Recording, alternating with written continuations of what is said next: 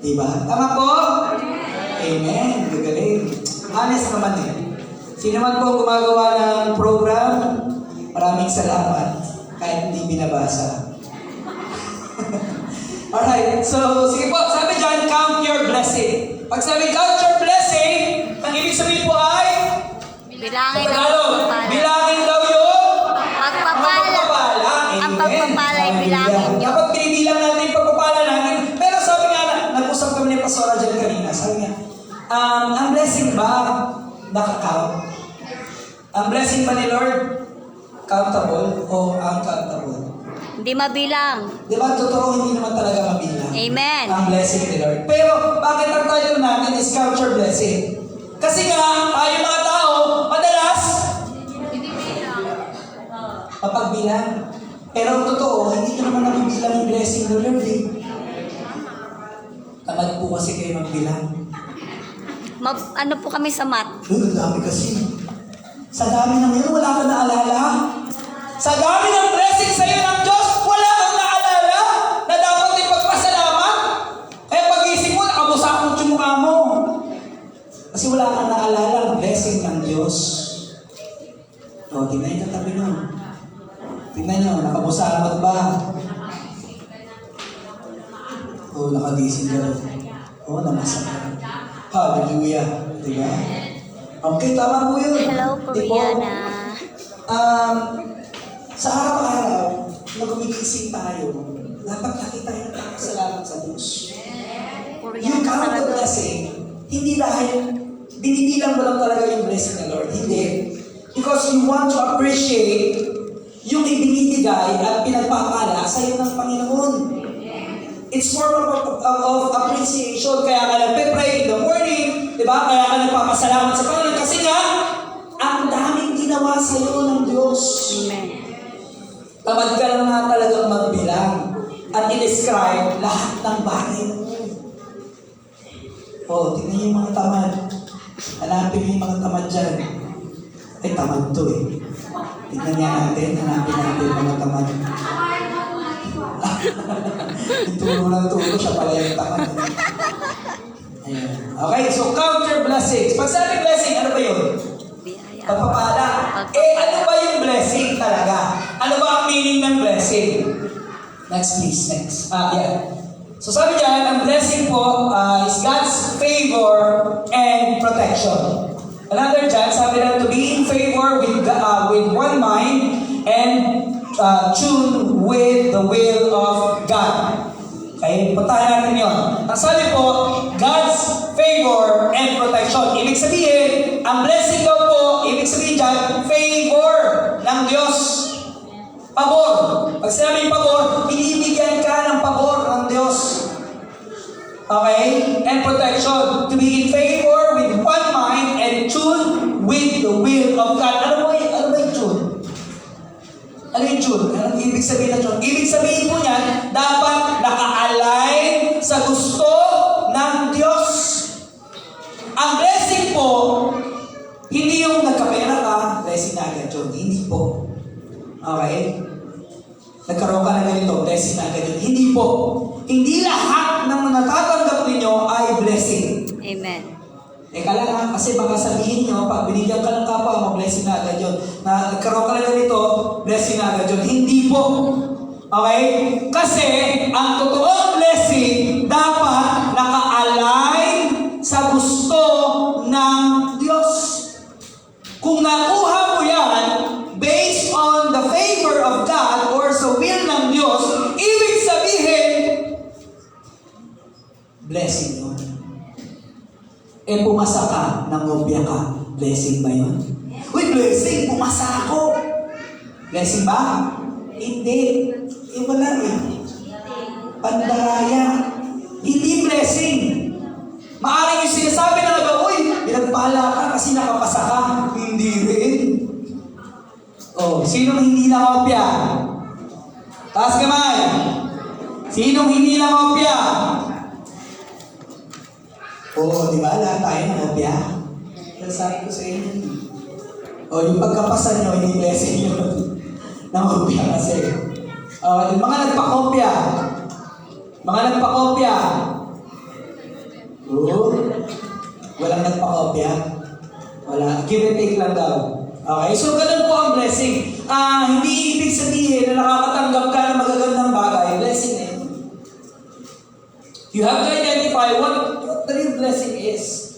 Okay, kasi ang blessing, dapat daw po naka-align, naka-tune sa kagustuhan ng Diyos. Blessing is not about getting of good things or experiencing happiness. It's about aligning oneself with a great liberator, and that is Jesus Christ. Ibig sabihin po, naka-align tayo sa kagustuhan ng Diyos, kahit yun po yung blessing. Okay? Kaya nakatanggap ka, ito yung gusto ng Diyos sa'yo, blessing yun. Amen? Nabuhay ka ngayon, blessing yun dahil gusto ng Diyos mabuhay ka. Amen? Nakuha mo ang isang bagay dahil sa kagustuhan ng Diyos, blessing po yun. Amen? So alam niyo na kung paano ma-describe ang blessing. Sa yung makuha yung blessing versus doon sa pandaraya. Magkaiba po yun. Okay? Paano? Pastor, blessing, karoon ako ng trabaho. Diba?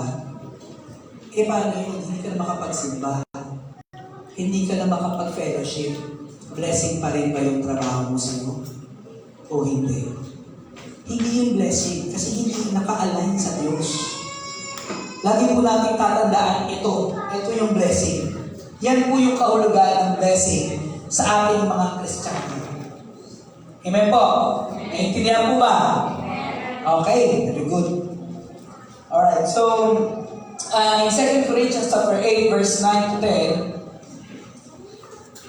sabi dyan, ikalawang Korinto chapter 9, verse 8 hanggang 10, magagawa ng Diyos na pasaganain kayo sa lahat ng bagay at higit pa sa inyong pangangailangan. Wow, sarap na, no? Take note, si Lord po yan, Okay? Magagawa ng Diyos na pasaganain kayo sa lahat ng bagay at higit pa sa inyong pangangailangan upang sumagana kayo para sa mabubuting gawa. Dahil ang blessing, ginagamit po natin sa mabubuting gawa. Ibinabalik lang din po natin yan sa Diyos at binibigay din natin sa kapwa natin. Okay? If you want to be prosperous, kung gusto mong pagpalain ng Diyos, kailangan matuto kang magpala sa iba. Okay? Amen po ba? So, ang blessing, nakakatanggap ka ng blessing para gumawa ka ng mabuti. Amen po? Hindi yung pagtanggap mo ng blessing, kuha, bulsa. Akin to. Pinaghirapan ko to Tama po ba? Yan yung kalakaran ng, yan yung mindset ng mga typical na tao. Tama po. Pinaghirapan ko to, akin to, ako lang dapat ang makinabang nito. Ang blessing po, tandaan natin, ginagamit niyan para gumawa ka ng mabuti. Pag nakakatanggap ka ba ng blessing, ginagamit mo sa mabuti. Kasi yun po yung dapat. Amen? Sabi niyo sa katabi niyo, gumawa ka ng mabuti. Mabuti Tandaan niyo po, mabuti, hindi mabote. Yung pagkatakatanggap, bote agad. Diba? 4 kantos. O kaya yung long neck. Diba? Gin bilog. Diba? Galit na galit. Mahal yung bigas. Pero yung mas mahal pa yung gin. Walang reklamo. Diba? Mahal bigas, reklamo. Mahal gin, wala reklamo. Diba? Tama po? Amen. Sus, sino ba talaga may problema? Yung gin na may problema. yung gin na may problema talaga itong gin na ito, pinibilog tayo Bakit ba kasi daw inimbento pa ang gin? Yun lang daw po kasi yung afford. Afford pa yun Magkano gin ngayon? Uy, alam na, ka na? Magkano? Sino nagbebenta ng gin? Yan yung mga tindahan. Magkano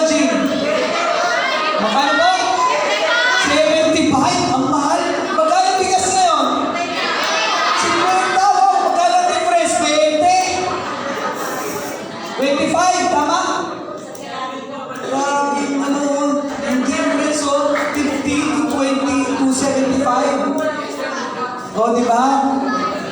Mas mabili po ba ang gin? Mabili po ba ang gin? Oh, grabe. Mga tao, alam ng mga ano. Ay, kunari pa kayo. Ay, pakaninin. Okay? O yun, dapat po, yung blessing na natatanggap natin, ginagamit natin sa mabuti. Hindi mabuti, ha? Mabuti, mabuting gawa. Isang buti lang naman. Diba? Dalawa kayo. Dalawa. Tatlo kayo. Tatlo na. Grupo kayo. Amin. Diba? O kaya nga, hindi ko kahit kahit 100 piso yung o 100 pesos yung gin, bibilin pa rin eh. No po? O amen, o grabe. Amen. Lakas na. Sige yun. Amen. Kahit saan tayo din, amen. Bibilin pa rin.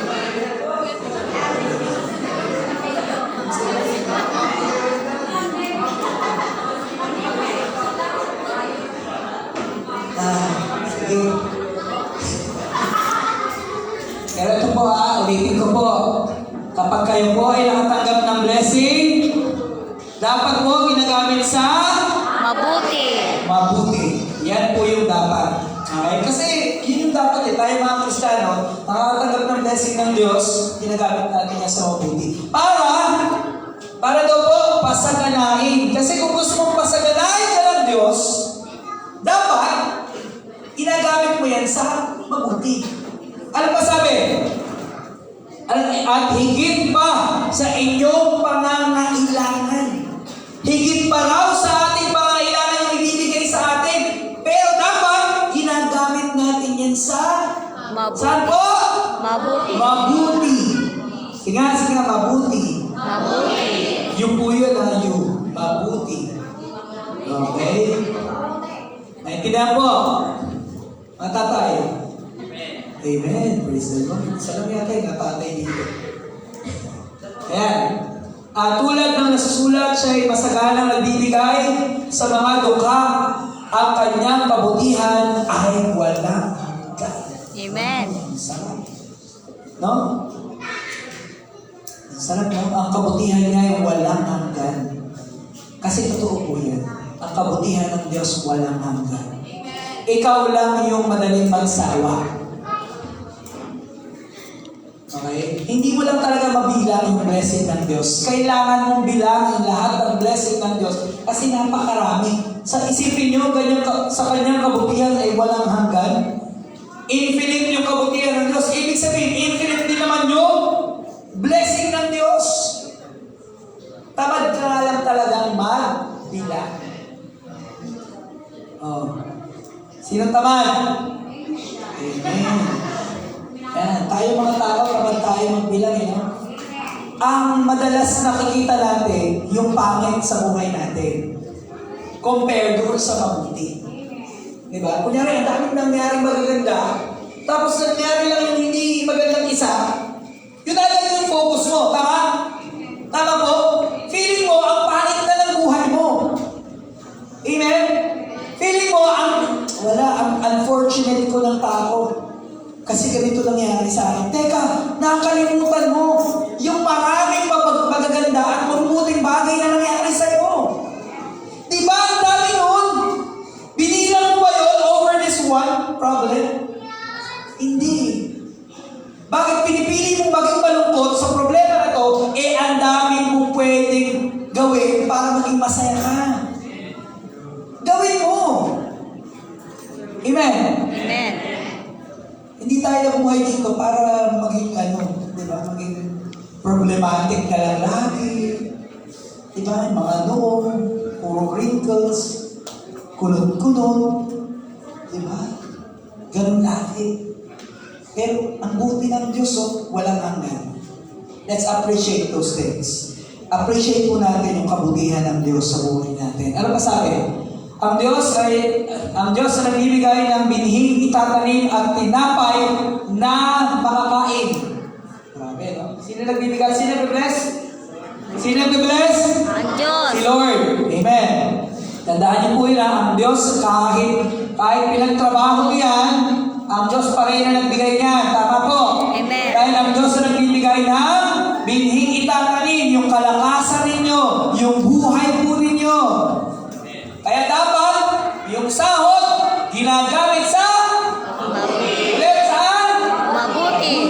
Yan. Okay? Ang siya rin magbibigay sa inyo ng binhi at magpapalago nito upang magbunga ng sagana sa inyong kabutihan loob. Wow! Ulit-ulit natin, ha?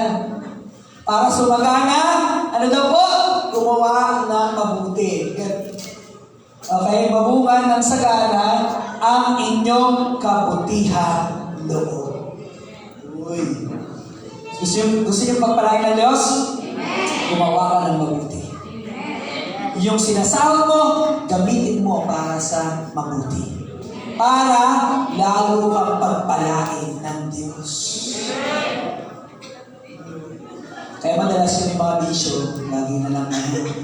Lagi nakikipag-awa. Di ba? Lagi na lang hindi mo maintindihan. Di po ba? Madami, ito tama yung pastor. Parang kulang na lang, isumbong niyo sa akin yung mga asawa niyo. Tama po ba yun, mga tatay, mga boys? Hindi. Di ba totoo yun? Totoo daw. Okay, next. Next please. So Thanksgiving, this Thanksgiving, let us focus on what God has for us. Dahil po, ang Thanksgiving, kaya nga Thanksgiving. Okay? Basta Thanksgiving, ibig sabihin, pagbibigay, pasasalamat. Okay? Nagbibigay tayo ng pasasalamat. Saan? Sa Diyos. Kanino? Kay Lord. Kay Lord. Sa Diyos. Na nagbigay din naman sa iyo ng blessing. Kaya natin celebrate ang Thanksgiving kasi nga, mabuti ang Diyos. Kaya tayo celebrate ang Thanksgiving kasi nga, ang daming blessing sa iyo ng Diyos. Ang dami. For this one whole year. Ewan ko kung nabilang mo ba yun, gaano karami ang blessing sa iyo ng Diyos. Sa isang taon, 365, right? Sa iba nga, sa may lunar calendar pa, di ba? 366. Tama po, 366 days. Sa 366 days na araw-araw kang buhay, doon ka pa lang magsimula. Tapos saka na yung iba. Sa 366 na yan, o 365 na yan, hindi mo pa ba ma-appreciate ang Diyos? Imposible para sa'yo na hindi magpasalamat sa Diyos. Kasi ang dami. Sabi dyan, this Thanksgiving, let us focus on what God has for us. Huwag kang tumingin sa kung anong wala ka. Hello? Huwag kang tumingin sa kung anong wala ka. Tignan mo kung anong meron ka. Amen. Doon ka mag-focus. Anong meron ako? Kung yun yung meron ako, yun yung dapat kong ginagamit para mapalago at gawin yung kalooban ng Diyos para pagpalain pa ako ng pagpalain. Kasi may stress ka, madidepress ka, kapag ang tinitignan mo, yung wala ka. Tama po? Wala akong ganito. Ang hirap ko lang. Puro dapat naman, diba? Gamitin niyo yung ibang bawas. Diba? Buti pala ng Panginoon. Ito pala yun. Ito pala yun. Hindi puro kasi. Diba? Tama po? Diba? Dapat Tama po? Ang buti ng Diyos. Amen. Mapagpala ang Diyos. Meron akong ganito, gagamitin ko para sa Panginoon. Diba? Madalas ang ginagawa. Kasi hirap ko namin kasi ito wala akong pera kasi tanggalin ang gawing Hindi tayo batangin, no? Alam mo kulang ninyo. Sardinas, Sinahin namin pala. Malata eh. Malata eh.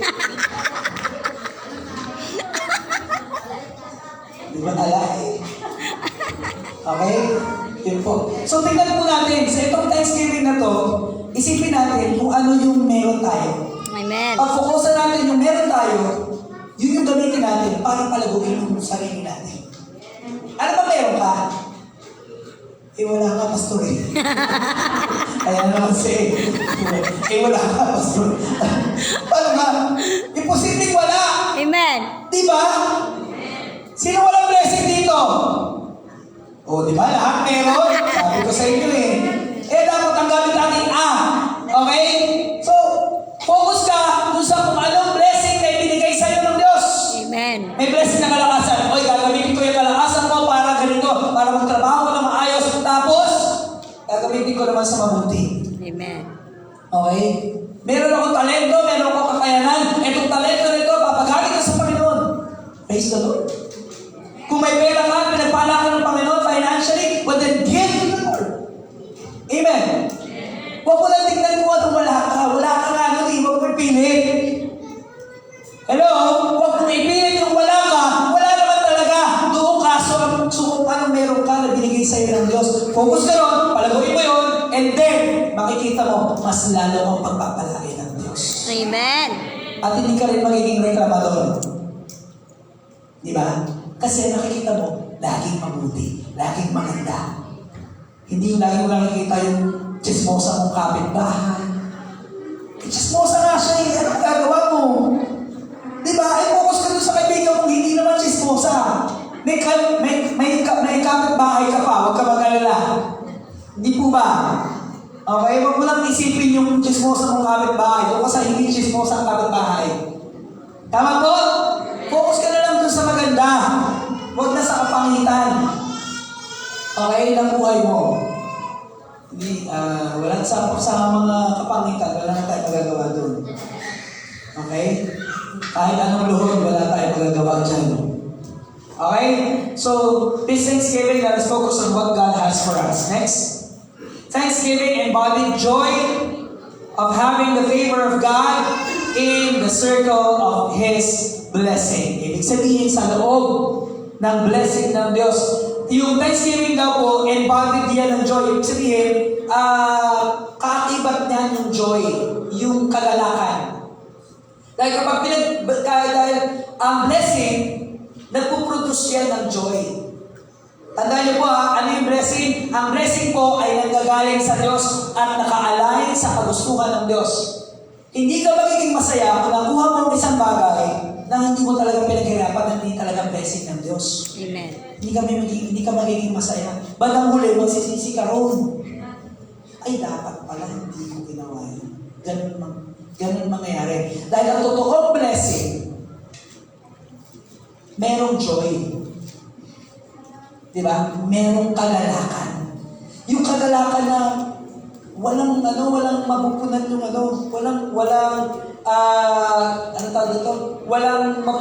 walang mapapaglagyan na ng sobra yung na kagalakan na yun dahil masayang-masaya yung pakiramdam mo. Iba yung panandaliang kasayahan. Tama po? Kesa dun sa masayang-masaya ka talaga. Kahit dumaan ang araw at panahon, masaya ka pa rin dun sa blessing na natanggap mo. Kesa dun sa nakuha mo, pero hindi naman gusto ng Diyos yun para sa'yo. O nandaya ka na. Amen? Amen po. Yun yung totoong Thanksgiving. Thanksgiving embodied joy of having the favor of God in the circle of His blessing. Circle po ibig sabihin sa Diyos blessing na yun. Hindi sa iba. Hindi kay Satanas. Kasi si Satanas nagbe-bless din, di ba? Tama po? Amen. Akala nyo, si Lord din nagbe-bless, no? Si Satanas din. Namibigay nga siya ng hindi kanya eh. Alam niyo po ba kung saan? Amen. Diba? Sinabi niya kay Jesus, sabi niya kay Jesus, lahat na makikita mo ibibigay ko. Kanya ba yun? Ay, hindi. Hindi nga kanya yun, ibibigay. Amen. Amen.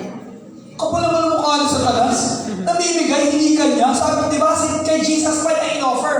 Di ba, sabi niya gano'n, o lahat ng nakikita mo, ibibigay ko ko sa'yo lahat ng kaharian. Basta, sumamba ka lang sa akin. Wow! Diba? Namimigay ng hindi kanya. Si Satanas nagbe-bless din. Para ano? Para makuha ka niya. Amen? Amen. Kaya, hindi lahat na nakukuha ninyo ay blessing. Amen. Dahil ang totoong blessing, naka-align, nakatutok doon sa gusto ng Diyos. Pero pag yung blessing na yan, o yung ano na yan, yung nakuha mo na yan, inilalayo ka sa Diyos. Tandaan niyo po kung yan nakuha mo, inilalayo ka sa Diyos, hindi po blessing yun. Huwag kayo mamislead. Dahil hindi lahat ng meron ka, blessing para sa iyo. Tignan yung katabi niya, blessing kaya yan sa akin. Amen. Blessing yan, amen! Amen. Blessing si kapatid, praise the Lord! Amen. Hallelujah, blessing yan sa iyo. Blessing ka na. Nagtuda pa. Okay, blessing yan sa iyo. Yung katabi mo, blessing yan. Alright, next. In Ephesians chapter 5, verse 20, lagi kayo magpasalamat sa Diyos na ating Ama dahil sa lahat ng bagay sa pangalan ng ating Panginoong Jesucristo. Amen. Dapat daw lagi kayo magpasalamat because this is all part of our gratitude. Diba? Parte ito ng pasasalamat natin sa Diyos. Sabi dyan, lagi kayo magpasalamat sa Diyos na ating Ama dahil sa lahat ng bagay. Lahat ng bagay. Lahat po hindi isa lang, not just one form. In every aspects of our being, lahat po ng sitwasyon sa buhay po natin, buong pagkatao mo, dapat ipinagpapasalamat mo yan sa Diyos kasi siya lahat na nagbigay niya. Amen. Amen? Sa pangalan ng ating Panginoong Jesucristo. Okay? So yan po yung Ephesians chapter 20. Sabi po dyan next. This passage before us reveals that our hearts and speech ought to be overflowing with thanksgiving and praise to God at all times in the name of Jesus. Ang sinasabi po ng passage na yon is dapat daw po yung ating mga labi, yung bibig natin, ginagamit natin sa pagpupuri sa Diyos. Yung pagsamba, yung overflowing with thanksgiving and praise to God sa pangalan ni Jesus. Diba? Kaya in Sunday, o kaya every morning, diba? Nagpapasalamat ka, nananalangin ka, nagpupuri ka sa Panginoon sa umaga. Every morning, di ba? Lagi kayo nananalangin, lagi kayo nagpupuri sa Panginoon. Ginagawa po natin yan. Okay? Next please. This is not something most of us excel in doing. For the majority of us, find the one dark spot in every situation and point that matter. That see God's hand of blessing in every circumstance.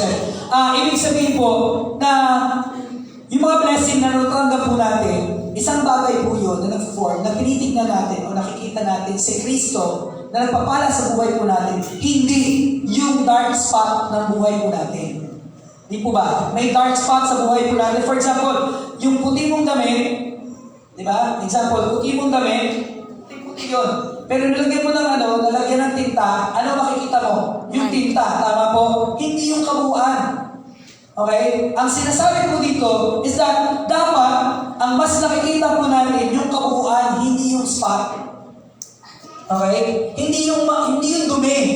Ang tingnan mo yung buo, ang dami pang malinis, Di po ba? Ang dami pang malinis. Yun lang naman yung spot na yun Bakit doon ka lang natingin?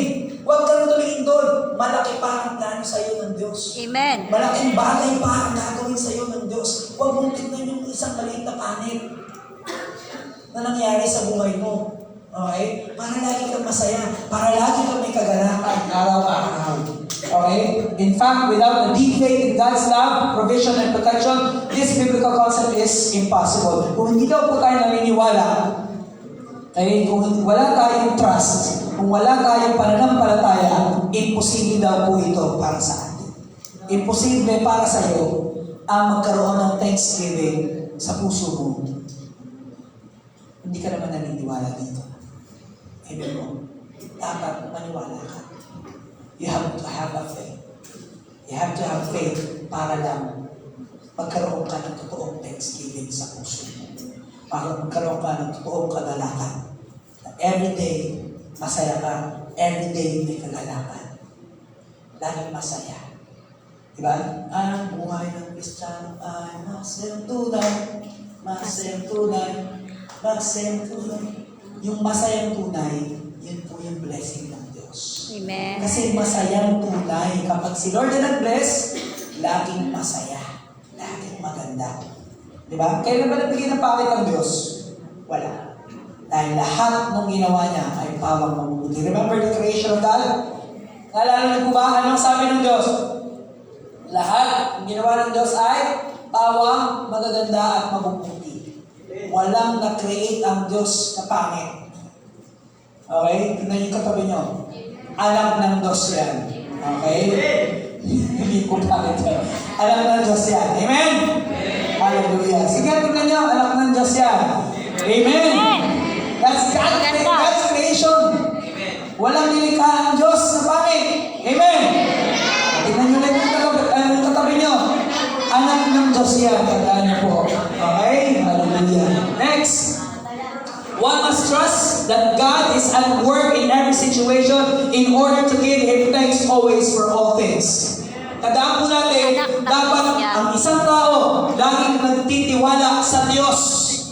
Ang isang Kristiyano dapat laging nagtitiwala sa Diyos dahil maniwala ka na ang Diyos ay merong ginagawa sa lahat ng sitwasyon sa buhay mo. Amen. Siya ay gumagawa, gumagalaw. Hindi patay si Lord, hindi tulog si Lord. Amen. Hindi totoong natutulog parang natutulog ang Diyos. Hindi po yun natutulog si Lord. Amen? Lagi siyang gising, lagi siyang nananahan sa buhay mo, at lagi kanyang tutulungan, lagi kang tinutulungan ng Diyos kung hihingin mo yung tulong niya. Amen. Eh dahil matigas sa ulo mo, makulit ka, mayabang ka, kaya, sarili lang natin yung hinihinga natin ng tulong. Okay? Dahil alam mo sa sarili mo na kailangan mo ng tulong, humingi ka ng tulong sa Diyos. Amen. Okay? Remember, one must trust that God is at work in every situation in order to give Him thanks always for all things. Para mapasalamatan mo ang Diyos. At naniniwala ka, araw-araw may ginagawa ang Diyos sa buhay mo. Okay? At kapag gumawa ang Diyos, laging mabuti. Laging maganda. Next, please. People tend to magnify what is lacking and don't appreciate what is in us. At totoo po, no? And then sabi ko kanina, na tao po, madalas, mas na-magnify niya o mas nakita niya, mas na-enlighten sa kanya, yung pangit na sitwasyon ng kanyang buhay kaysa sa magaganda. Okay? Sana po hindi tayo maging ganun. Kasi hindi ka totally magiging masaya kung lagi ka na lang nakatingin sa pangit na sitwasyon ng buhay. Amen. We have to be positive always. We have to be positive every day. May nangyari ganito, see the beauty in it. Diba? Tignan mo yung ganda sa nangyaring pangit sa buhay mo. Maaaring ginawa na nangyari yun, o maaaring nangyari ito para sa mas magandang bagay na mangyayari sa buhay mo. So maaaring, itong mga pangit na sitwasyon na nangyayari sa atin, maaaring ginagamit lang din ito para mas ma-mold ka pa, mas magtiwala ka pa sa Diyos, mas makita mo yung gandang gagawin sa'yo ng Panginoon. Amen? So, huwag natin gawin yan. Amen? Amen. Huwag natin tingnan yung pangit sa buhay natin. Laging tingnan na magaganda ang bagay. Kung nagka-problema ka, huwag mong tingnan yung problema mo.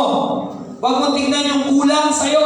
Tingnan mo kung ano yung meron ka na pwede mong gamitin para lumago ang buhay mo at para mapaglingkuran mo ang Diyos. Ano meron ka? Buhay at Yung lakas. gamitin mo. Meron ka, may pera ka, meron kang ganitong palakasan, may talent ka, gamitin mo para sa mabuting bagay, para sa kaluluwalhati ng Diyos. Alright, next. So, naalala niyo po ba yung story ni Elijah at saka nung poor widow sa Sarephat?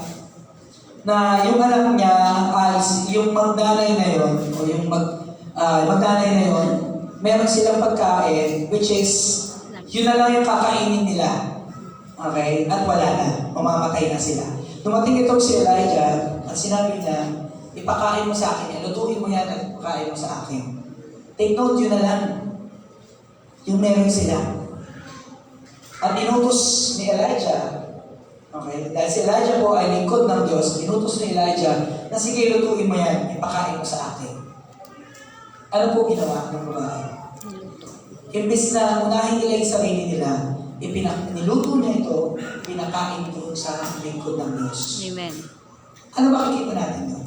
Di ba walang-wala na sila? Ano nangyari po? Ibinigay. Niluto, ipinakain kay Elijah sa lingkod ng Diyos. What happened next? Ano po nangyari? Blessing. Ano po nangyari? Yung oil na nilalagyan yung oil po na pinaglalagyan, okay, inutusan ni Elijah na kumuha ka ng mga tapayan sa mga kapitbahay, marami. So, nag-ipon siya, then, alam niyo po, yung lalagyan na yun, hindi mo ubus-ubus. Amen. Natapos lang yung, na-stop lang, yung overflow ng langis na yun. Nung na lahat ng tapayan. Gamit yun, nabuhay pa sila ng matagal at nabayaran lahat ng kanilang utang. You see what God's blessing? Bakit? Dahil ginamit sa mabuti. Ang pagpapala ginagamit sa mabuti. Amen. At ibinibigay sa tama. Okay? Ano po makikita natin dun sa story na yun? Basahin nyo lang po yan sa 1 Kings chapter 17 verse 8 to 16. Okay? Ninarate ko na lang para pero gusto nyo mas maintindihan pa, basahin nyo po yan sa bahay nyo po. Pero alam kong tamad kayo, pero try nyo pa rin. Okay? Alam ko kung hindi nyo babasahin eh. Tama po ba ako? Tama. Sige. Kapagkakalan po kayo. Nasisipag na po, no?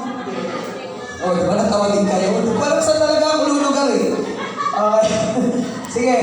Ano po bang maintindihan natin? Okay, doon sa babae, doon sa widow. Okay, give for God's purpose. Okay? Yung babae po, nagbigay siya dahil sa purpose, sa gustuhan ng Diyos. Eh dahil ito yung sinabi ng Diyos, ito yung ginawa niya. Okay? One must obey. Okay? To what God says. Kung ano yung gusto ng Diyos, yun yung gawin mo. Ibigay mo. Okay? Huwag mo ipagdamot kung ano yung meron ka. Dahil sabi ko nga kanina, huwag mo tignan kung ano yung wala ka.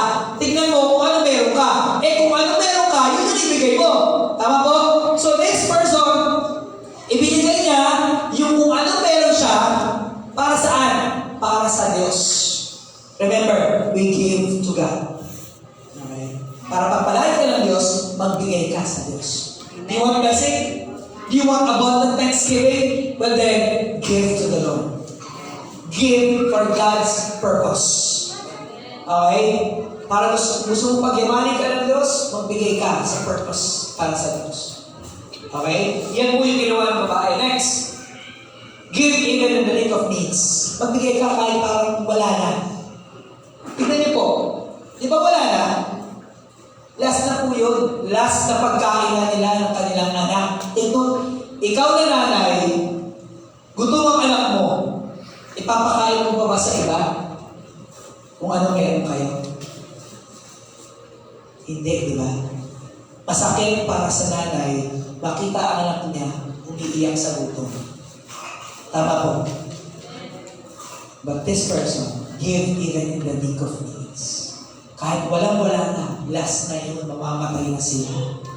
Last na kain na po nila yun, sabi sa story. Last na kain na nila, mamamatay na sila kinabukasan. Pero, dahil inutos ng Diyos, ibinigay mo nila. Give even in the need of needs. Huwag kayo mag-alala, papalitan ng Diyos yan. Ano nangyari sa babae? Pinalitan ang dami. Nabayaran na ang utang, bumaba pa ang buhay nila. Dahil ang dami nilang nakain. Yung storage nila talagang basahin po yan, napakaganda. Napakaganda po. Okay, number 3. Believes and trusts the one who is asking. Iwala ka doon sa humihingi. Sino ba humihingi? Si Elijah ba? Hindi po ang Diyos. Okay? Ginamit lang si Elijah ng Diyos para doon po sa magnanay. Amen po. Maniwala ka doon sa nangihingi. Tandaan po sa nangihingi. Sino po ba nangihingi? Si Lord. Kapag si Lord na nanghingi, ibigay mo. Para i-bless ka pa ng Diyos. Para mag-overflow yung blessing. Overflow po, ibig sabihin, lumampas pa sa ine-expect mo. Kanina, diba sabi, kung gusto nyo pasaganahin kayo ng Panginoon, gawin na mabuti. Yung pagpapala na meron kayo, gamitin nyo sa mabuti. Kung gusto nyo pasaganahin kayo ng Diyos, that's the secret. Di po ba? Sino gusto ng blessing? Amen. Magbigay ka at gawin mo ang tama. Gawin mo ang mabuti. Lahat ng blessing ang meron ka. Next, please. We give not because, wala dyan. We give not because we wanted to, but the one who asked us has a greater plan and purpose. Tandaan po natin, nung magbigay ka, hindi dahil gusto mo. Kasi may iba gusto magbigay eh. Kaya magbigay, parang kung ayaw. Tama? Magbigay ka, kasi sinasabihan ka ng Diyos na magbigay ka. Amen po. Magbigay ka, dahil sinasabihan ka ng Diyos na magbigay ka, para sa Kanya, malaking plano doon sa ibibigay mo. Amen. Kasi bakit ka nagbibigay? Kasi may plano ang Diyos dyan. Hindi para sa'yo. Okay? Amen po. So, tignan po natin mabuti, sino ba nanghihingi? Kung ang Diyos na nanghihingi, magbigay ka. Okay? So, we give not because we wanted to, okay? But the one who asked us has a greater plan and purpose. Para sa ulit. In 1 Thessalonians 5:16-18, magalang kayo palagi kayong manalangin at salamat kayo sa Diyos sa lahat ng pagkakataon sapagkat ito ang kalooban ng Diyos para sa inyo sa inyong pakikipag-isa kay Kristo. Dapat po lagi tayo may pasasalamat. Lagi tayo nagpapasalamat sa Diyos. Manalangin. Okay? Dapat meron tayo kasi tayo ay mga anak ng Diyos. Ito po yung kalooban ng Diyos sa buhay po natin. Kaya sabi ko dyan, magpasalamat kayo sa Diyos sa lahat ng pagkakataon. Maganda o pangit man na nangyayari sa buhay ninyo, magpasalamat pa rin kayo sa Diyos. Amen?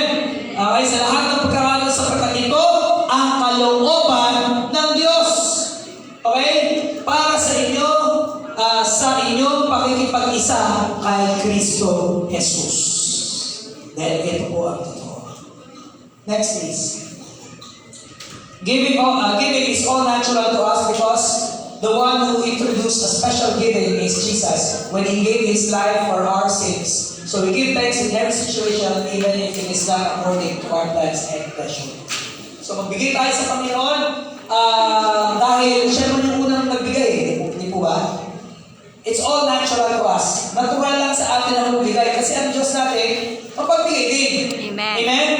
So, hindi ka mapagbigay, baka hindi ka anak ng Diyos. Okay?